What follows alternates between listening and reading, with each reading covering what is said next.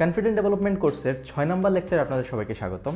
এখন পর্যন্ত আপনারা যে অ্যাক্টিভিটিসগুলো করে এসেছেন এর মধ্যে কিছু অ্যাক্টিভিটিস ছিল খুবই ইজি অর্থাৎ বিগিনার ফ্রেন্ডলি এবং কিছু অ্যাক্টিভিটিস ছিল ইন্টারমিডিয়েট লেভেলের অর্থাৎ মোটামুটি কঠিন। And it's time to apply. আর অ্যাপ্লিকেশনটাই আসলে সবচেয়ে কঠিন হতে যাচ্ছে। তবে আমি বিশ্বাস করি আপনারা যদি আগের অ্যাক্টিভিটিসগুলো আগের এক্সারসাইজগুলো নিয়মিত করে আসেন, নিয়মিত প্র্যাকটিস করে আসেন, দেন অ্যাপ্লিকেশন আসলে খুব একটা কঠিন হবে না।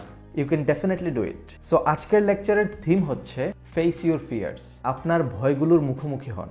আপনি যেসব বিষয়ে কনফিডেন্ট না, কেন আপনি ওইসব বিষয়ে কনফিডেন্ট না? কারণ আপনি ভয় পাচ্ছেন।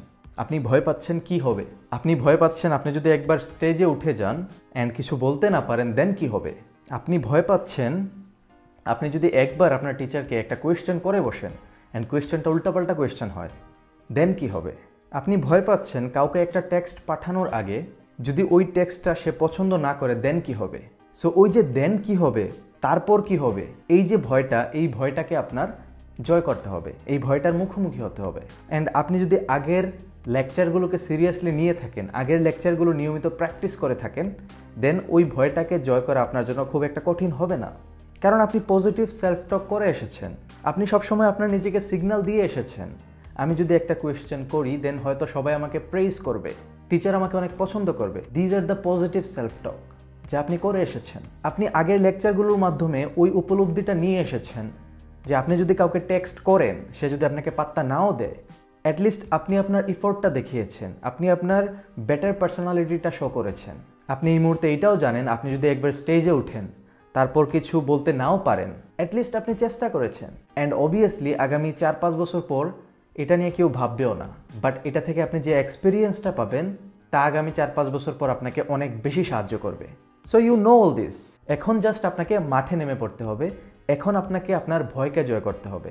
প্রতিটা ক্ষেত্রে যখন মনে হবে যে আপনি ভয় পাচ্ছেন, give a signal to your brain, I am the one who do not fear. আপনার পাবলিক স্পিকিংয়ের সুযোগ আসছে, সুযোগ কাজে লাগান, প্র্যাকটিস করুন, তারপর চেষ্টা করুন, বাকিটা পরে দেখা যাবে। আপনার মাথায় কোনো প্রশ্ন এসেছে, করে ফেলুন, বাকিটা পরে দেখা যাবে। সো আজকে থেকে নেক্সট 3 দিন প্রতিটা অ্যাক্টিভিটিস, যে অ্যাক্টিভিটিসগুলোতে আপনি ভয় পেতেন, যে অ্যাক্টিভিটিসগুলোতে আপনার কখনোই কনফিডেন্ট আসতো না আগে, ওইগুলোকে আপনার অ্যাকসেপ্ট করতে হবে। নো সেকেন্ড থট, আপনাকে ওইগুলো অ্যাকসেপ্ট করতে হবে, দেন ওইগুলো পারফর্ম করতে হবে। Then only you can feel that you are confident, then you can only feel that you can really do it, then only you can feel that you are unstoppable, and finally then only you can feel that you do not fear anything.